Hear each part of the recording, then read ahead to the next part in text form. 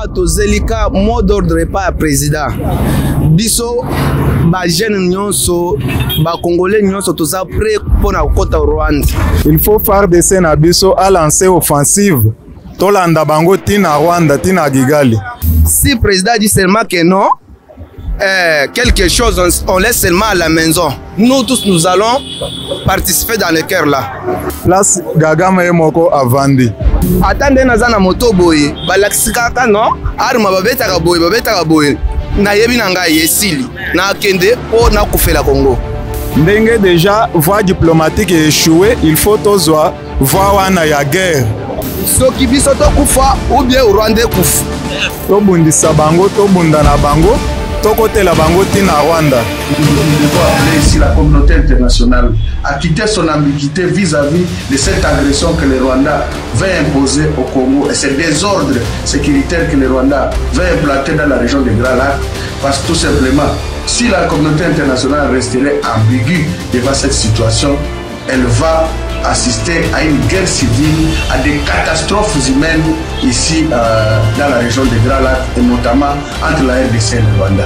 Parce que nous n'allons pas accepter d'être tués comme des mouches alors que nous aussi, nous avons les forces pour se défendre. On va le faire jusqu'au bout et ramener la menace d'où elle viendra. Et ça sera la responsabilité de la communauté internationale.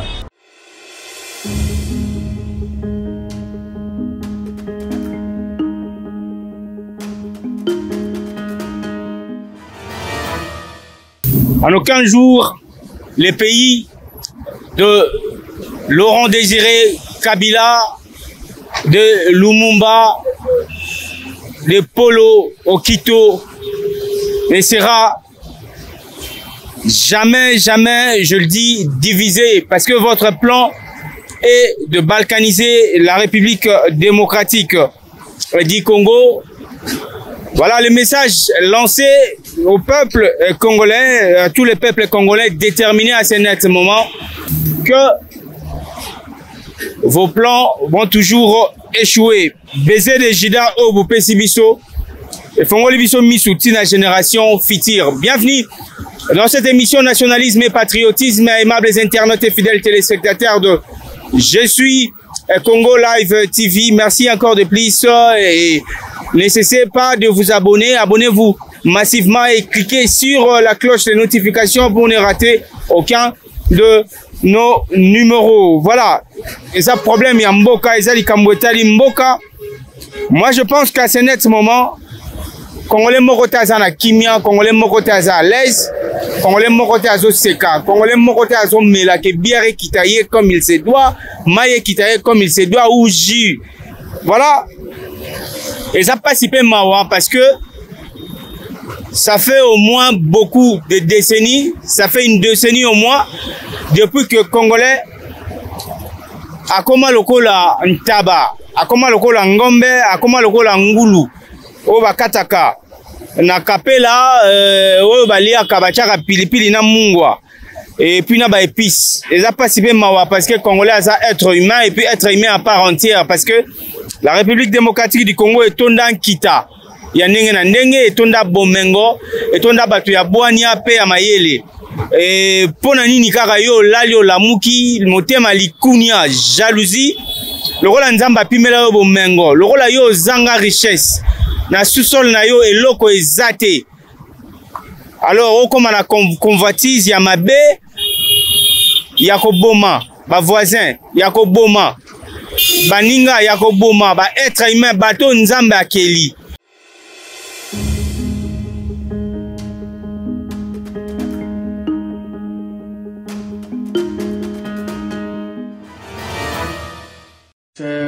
Moment même à 13 h, la situation redevient calme sur Kichanga en dépit de l'attaque des militaires rwandais camouflés sous le label du M23 qu'ils ont lancé la nuit, tôt ce matin à 5 h du matin, sur les positions des FARDC à Kihonga. Et à Kihonga, c'est à plus ou moins 10 km de la cité de Kichanga. C'est à la limite entre le territoire de Rutshuru et de Masisi, dans le groupement Bishusha. Qui contrôle Kichanga? Ce sont les forces armées de la République démocratique du Congo qui contrôlent Kichanga, qui ont repoussé l'ennemi, et l'ennemi voulait encore déborder pour sortir vers Kitembo, dans les collines Siripromba, Kirolirwe. L'ennemi vient d'être contenu et est en train d'être battu à plat de couture. Donc la situation redevient calme. Nous demandons à notre population de rester calme et nous devons appeler ici la communauté internationale à quitter son ambiguïté vis-à-vis de cette agression que le Rwanda veut imposer au Congo et ce désordre sécuritaire que le Rwanda veut implanter dans la région des Grands Lacs. Parce que tout simplement, si la communauté internationale resterait ambiguë devant cette situation, elle va assister à une guerre civile, à des catastrophes humaines ici dans la région des Grands Lacs et notamment entre la RDC et le Rwanda. Parce que nous n'allons pas accepter d'être tués comme des mouches alors que nous aussi, nous avons des forces pour se défendre. On va le faire jusqu'au bout et ramener la menace d'où elle viendra. Et ça sera la responsabilité de la communauté internationale.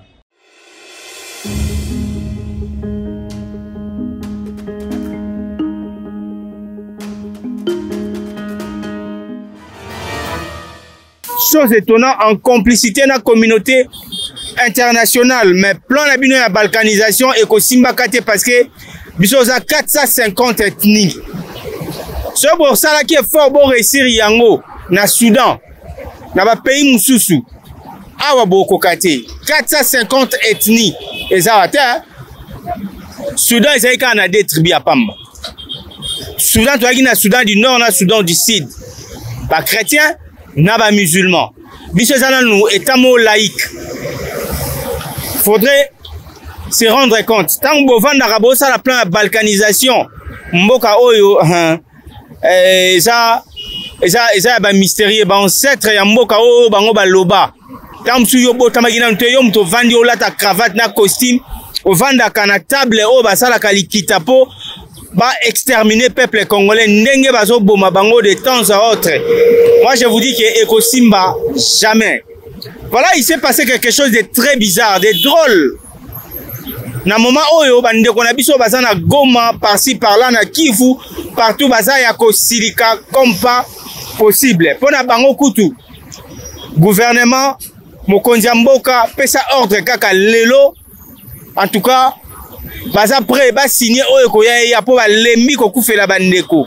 Ba lembi ko kufela ba parents. Balembi ko kufela bana, balembi ko kufela basi, balembi ko kufela ba semeki ba bokilo. Alors, peuple congolais lobby trop c'est trop. Je le répète bien, trop c'est trop. Alors, mboka nini oyo du janvier au décembre bataro vanda kimiate. Parce que biso ba tuto tindaka ba pimela bino ata pétrole ya Pamba. To biso batolobaka na nzambe ke bazala na calcium te, bazala na lithium te, bapo bo enombo zangi richesse, mais chose étonnante bozanga na vitamine. C'est pas normal. Botika na loba, chers internautes, laissez-moi parler. Le Congo c'est notre pays. Tous a fiers ya kozala ba congolais. Tous a fiers ya kozala na oyo nyonso tozana ngo comme kita comme richesse. Eza ya biso. Nzambe ndi apesa biso ngo or, diamant, coltan, cuivre, zinc. Eza ya biso. Eza ya binota. Vous avez comment est-ce que jour et nuit de l'autre côté, na S, ba richesse, vous avez découvert que ba richesse est au botam. Si vous avez bomé biso pona oyo, lobe komi oyo. Si vous avez bomé biso pona oyo, lobe komi oyo. Est-ce que beaucoup tika na binoté? Beaucoup tika te, vraiment beaucoup tika te. Ça c'est notre pays. Les ambo cannabis to lingara yango. Moi je suis fier d'être congolais et je ne cesserai de le dire. Voilà chose étonnante hier. Avion de chasse. Il y a armée. Bandeko. Problème oyo, tous en ont nous intellectuels. Tout mécanique qu'on analyse bien. avion de chasse, avion de guerre, il y a armée, il y a FARDC. La logique des choses, ceux qui ont survolé l'espace aérien congolais, ils ont un problème, et tali moutou mon côté. Et on permet peut-être de faire patrouille, de sécuriser la population et qu'on sort. Mais chose étonnante, avion et survoler l'espace, il y a pays mon côté quelconque. Ils ont un sol congolais, donc espace congolais. Mais chose étonnante, il y a atterrir. Pendant qu'ils ont atterrir, Banguna, Badongolo Misu, Balingi ba abattre yango, ba beti yango déjà ba balle. Ba lancer, oh bango ba croire qu'on lancer missile ou quoi que ce soit. Lance-roquette, je sais pas moi d'autre. Et moi je me dis une chose. Cette agression là. Et reste Dieu soit loué. Malgré le sabotage, bino ba Rwandais bolingaki pour effectuer, il y a saboter appareil. Pour servir armée de l'air na biso, pour exploser yango. Nous allons confondre.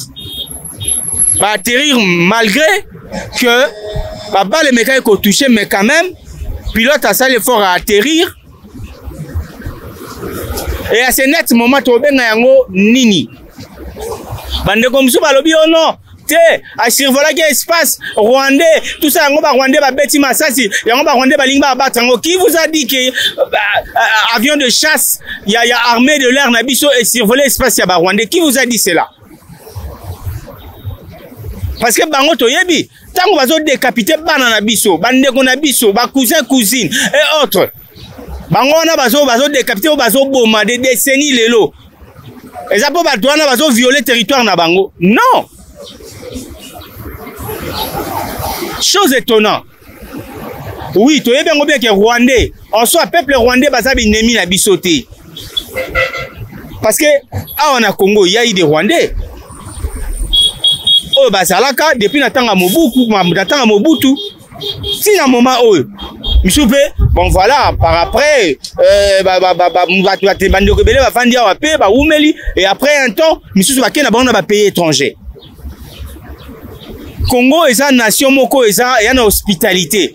Mais pourquoi Koko matin à niveau à koluka ko abattre avion de l'air aux servir na armée na biso. En tout cas, trop c'est trop. Nous le disons très bien que trop c'est trop. Parce qu'à l'instant où nous parlons à Goma, génération Ezaya Kosilika, toute génération confondue, je vous dis bien. Pour la bango bazo c'est la cas mot d'ordre que président ka soit petit mot d'ordre. Oyekoya et yanango. Attendez, aimables internautes et fidèles téléspectateurs, Nayok Sabino ba voice, batu basali ba voice eza bandeko oyo bazaki sur place bazo vivre action wana ndenge. Et je salama. Mais avant Nayok Sabino ba voice, moi je vous conduis d'abord du côté de la régie pour suivre cet élément et on se retrouve tout juste après pour la continuité de nationalisme et patriotisme. C'est parti.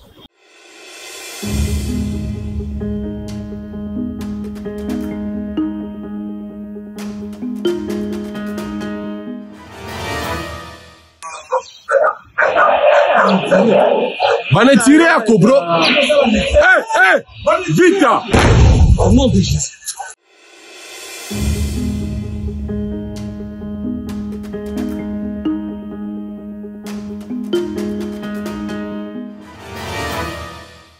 Voilà, de retour sur ce plateau, je pense quand même que Bomoni, moi extrait image au Moukier, image des amateurs, je pense que Bomoni Yango, Boye Bisanga Binomoko. Boye Bisanga, tout ça non logique, tout ça non juste. Quand Bolingo a battre avion de chasse, on a pas salini. Pour y continuer à Rwanda et agresser par Rwandais, tout ça ils ont survolé dans l'espace aérien na biso, par Congolais. C'est triste, hein? Voilà, je vous conduis de suivre The Voice. Au bande konabiso basalaki. Pour un mécontentement, bango va vivre événement en live. to landanon ba voice nyonso et puis bongo to continuer. Huku watu yako huko wamepigwa, na sijui kama wataongezeka pima tena ile ingine, kama wataongezeka pima tena ile nini ile mwingine ya kichanga ile, wamepigwa na sasa mpaka sasa hivi kana kamata mateka. Watakupatia habari kumitandao utazisikia. Mimi naita mtu mwenye yuko pale Siri Plaza ananiambia hapa wanakuja chokoza tena kichanga, manake nabo dunia tu. Dunia yao haisikiaki. Tulibatosha asubuhi bwana. Hakuna kwa tena vya nguvu. Nimekusukumia ile maaudio. Asubuhi tu pale mwale 6.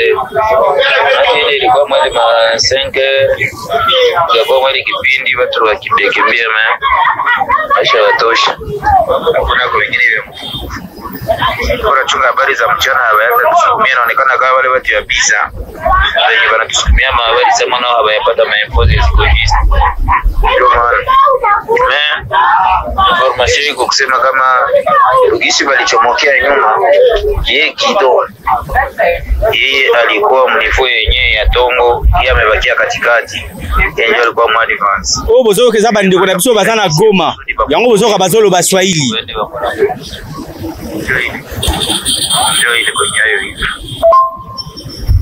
Sasa viko pale, mbona nasikia mnapata info WhatsApp group hizi masasilia Ginza Bishusha, tubatuelezea kama viko namna gani hapa niko Butembo na sio msato sio ya namna gani hapo. Pana information zingine magrupe wako na maeneo yule kuandika kule. Okay, sawa sawa. Peti yangu niko ndani ya vita kabisa. Niko ndani ya vita. Uone tu kabisa tuko na bo 3 jours leo. C'est-à-dire hapa tuko na bafanya tulisha badeloje ku defense ya kwao. Tulisha badeloje. Voilà. Ce qui na kati ezaka juste pour vous comprendre. Donc bandeko yo ba sali ba voice. Eza bato yo bandeko na biso ba Kongolo bazana province na biso bazana Kivu. Oyo ba vivre événement wana oyo ba moninde makambo ya ko salama. Ba mona comment est-ce que ndenge bazo luka ba abattre banguna bazo luka ba abattre avion de chasse, avion de l'air oyo servir forces armées na biso. Mais si ko to lo bana au clair. Gouvernement rwandais, donc gouvernement ya Kagame. Nabi tout ça non clair. Rwanda non non mkie. So pena biso la République démocratique du Congo to le bito s'en charger na bin.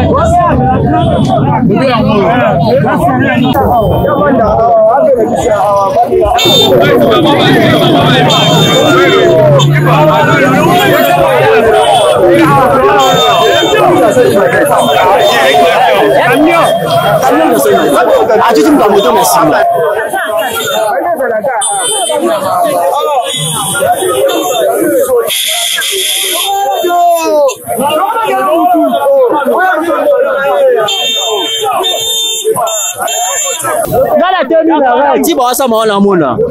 Muta na problème te. Ba tu tiens na sima. Ada problème te chef na ngai. Muta za ki liboso. Ta liboso mutuka ya na sima na ye. Tokotela ete population bazali en plein bango nyonso bazali awa bango nyonso bazomona nde action ezobetama yo mutu action ezobetama yo oza na ngambo wana ozomona action tino ezoleka wana tokota mutu ya moto te so mutu ya moto ana erreur tokoloba aza erreur ye azalaki liboso mutu ya moto alaki liboso mutu akaka na nsima na ye atuti ye nga una landi mutu ya moto akimaki deja na ye natiki ye wana mutu ya moto ye wana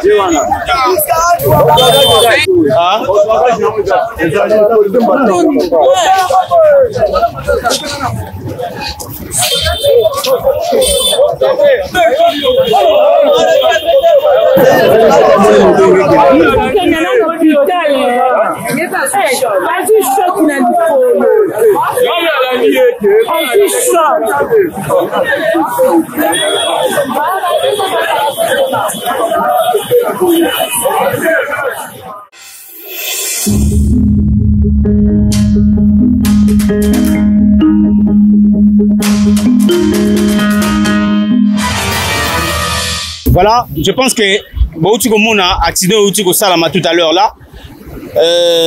Et ça passe pas mawa. Et ça passe pas mawa. Je crois que Bomon Tozaki na sujet monsieur mais dans l'immédiat action monsieur Baouti Ko Salama.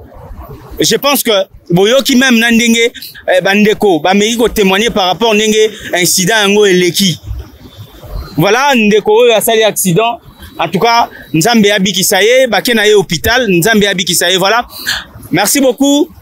DG Caleb, le meilleur réalisateur de la planète. Merci également à AD et à toute la grande équipe technique de AOT Service. Merci encore à tous les abonnés de Je suis Congo Live TV pour votre confiance. Je vais dire une chose. Tous on a besoin Mboka Oyo Congo, la République démocratique du Congo, de retrouver paix, l'intégrité territoriale. Et c'est le côté de la chaque jour et nuit. Donc, plan d'abino et la balkanisation, ils a échoué. Je le précise très bien. Plan d'abino et la balkanisation, ils a échoué. Beaucoup de 10 millions de fois. Et des décennies, et aussi parce que Congo, yoza Congo ya Simo Kimbangu. Makambo yo ba ancêtre na biso baloba boyebite. Congo yoza Congo ya Lumumba. Aloba yango très bien depuis longtemps. Le projet de balkaniser ce pays ko Simbate. Mouzé Laurent Désiré Kabila aloba yango que ne jamais trahir le Congo. Ata soki infiltration, trahison eza sur le plan interne. Torobanda ko dénoncer bino ko kangabino moko ndenge misu ba kotaka prison jour et nuit. Oh to yeba ki kaza congolais nzoka ane na passeport rwandais. Torobanda so rabino ko moko ndenge wana. Voilà. Moi je pense que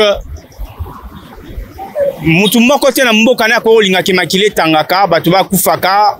Oh to zana besoin pezonga bande ko ba kende ba cultiver ba kende champ comme il se doit bana ba kende kelasi ba parents ba kende misala ba jeune ba luka et conso na kimia nyonso.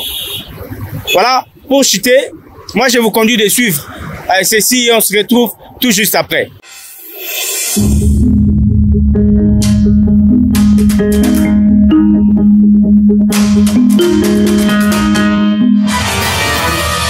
Mbote papa. Mbote. Kombo nani? Ngai Pichu. Pichu. Oza mwana mboka, oza congolais? Naza donc 100%. 100% mwana mboka. Voilà, émission Oyo, titre na wezali nationalisme et patriotisme. Donc, ce que oza no mwana mboka te, okoleka na émission te. Émission ezaka pona ba mboka. Voilà. Je pense que Oyo kaki makambo eleki na Goma, lobi ndenge ba Rwandais banguna, balingaki ba abattre avion de l'air, oyo servir na armée na biso. Na moment Oyo, eza pas pe mawa. Parce que to lembi trop c'est trop, to ko continuer boité. Pour na yo impression na yo zandengeni. Pour ngai monsieur le journaliste na lobake. Ah to zelika mot d'ordre pas président. Biso ba jeune nyonso ba congolais nyonso to za prêt pour na kota Rwanda. Si président dit seulement que non, quelque chose, on laisse seulement à la maison. Nous tous, nous allons participer dans le cœur là. Nous sommes prêts.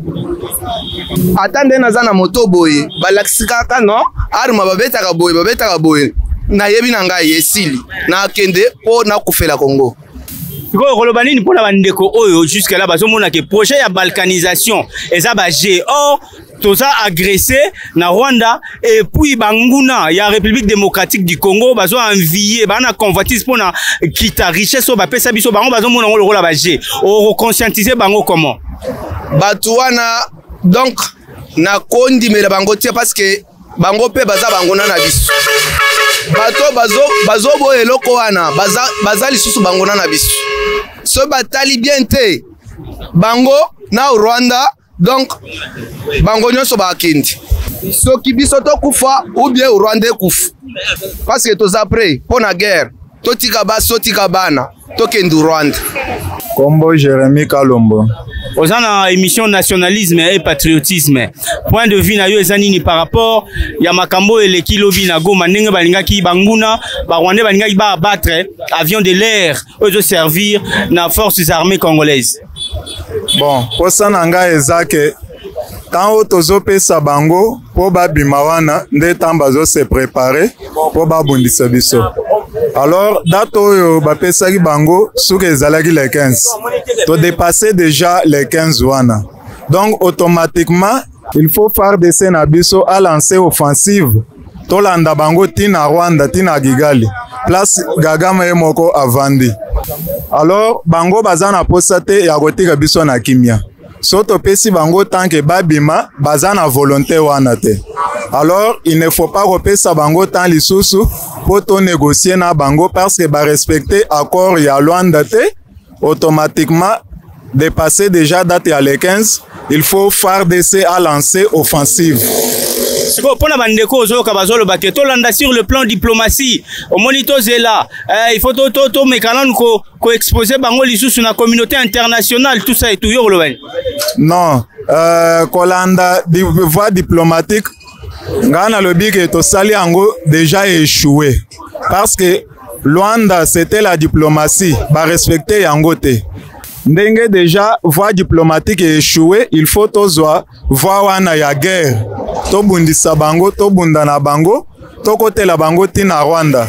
Parce que Paul Kagame tango amwani ke ba intérêt na ye. Ndenga banda koya koyiba na est de la République. Azozo yango lisusu te, moya tika biso na kimia ezate. Po na ye il faut abalganiser mboko yo, abanda koyiba ndenga alingi. Alors il ne faut pas que la bango tant ya diplomatie ngana moni que eza bien te. Il ne faut pas to continuer na voie diplomatique. Il faut juste retourner dans la diplomatie pour to lancer offensive parce qu'il faut to gérer intégrité territoriale na biso. C'est au conseil nini européen ça na bakonzi ya mboka to message nini ko lancer na bakonzi ya mboka pour na ba problème oninga ezoleka. Message jeune pour votre information ba jeune na Goma ba déjà déterminé bazo c'est la ka mot d'ordre ya président pour que bango ba kota Rwanda. Message nini yo ko pesa na président de la République. Message on a ko pesa na président de la République ezake abanga communauté internationale te. Communauté internationale azo na ba Union européenne bazo yele biso baje ake tozala nanu kimia bozela to dialoguer tant oyo bazo distraire biso wana nde tant monguna azo profiter. Alors ye abanga communauté internationale te abanga ba nini ba décideur wana te o ba benga yo toza ba décideur du monde abanga bango te biso toza pays souverain. Il faut chef de l'État à prendre la responsabilité naie pour gouvernement nabiso à appuyer nos forces armées à appuyer bango na niveau ya komatisela bango moi salaire à appuyer bango na niveau ya kosomba manduki parce que embargo ici elongwe déjà il faut balancer offensive tant ya kozela lisusu ezate il faut balancer déjà offensive. Parce que pour votre information, ça s'est passé hier pour votre information et c'est passé hier les après-midi. Oui, problème ezawan ezake bazo sala attentat pour bakota na Goma, c'est ça leur souci. souci na bango ezake bakota na ville ya Goma. Mais wana ekosalema te parce que nos forces armées sont là bien armées, bazo batela Goma, moyen bango na bakota na Goma ezate. Souci na bango eza bakota ti na Goma. Alors, combattre avion na biso de l'air ekosimba te parce que ba avion wana ndezo sunga biso poto bunda na banguna. Alors ceux qui ba abattre yango, nos forces armées deviendront faibles parce que le réseau ça la force ya forces armées eza ba avion wana eza ba minduko tozana yango ya makasi. Alors so ba abattre ba avion eza po ba mwani ke ba avion wana ndezo firmer bango bisika nyonso bazali parce que bango bazana makasi te ya kobunda na ndenge likolo. Peut-être bazana makasi na ndenge ya se. Alors ba calculer que na ndenge ya likolo RDC tokoma makasi. Alors c'est pourquoi bakanisi que faut ba abattre avion et wana poto zala na lisusu ya kobunda na ndenge ya likolo te. Alors eloko wana ekosimba te. Il faut FARDC na biso bazala très vigilant. Et puis nazo senga na baonyo so bazana côté ya est, côté ya Goma, Nord Kivu, tikuna na Bunangana, population nyonso bazala vigilant. Soki ba mwani ke il y a groupe moko ya rébellion, il faut basa la police eza pembeni signe. La police pe na tour na ya koyebisa FARDC po ba ya kokanga ba rebelle wana. Merci beaucoup. C'est moi qui vous remercie.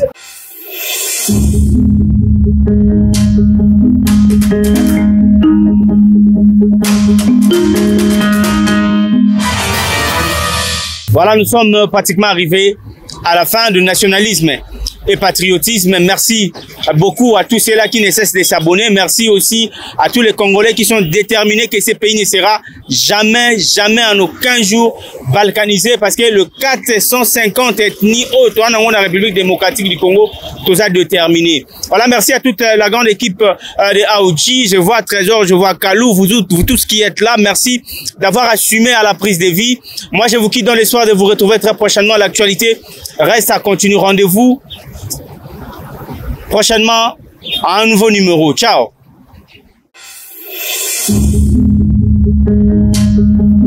Thank you.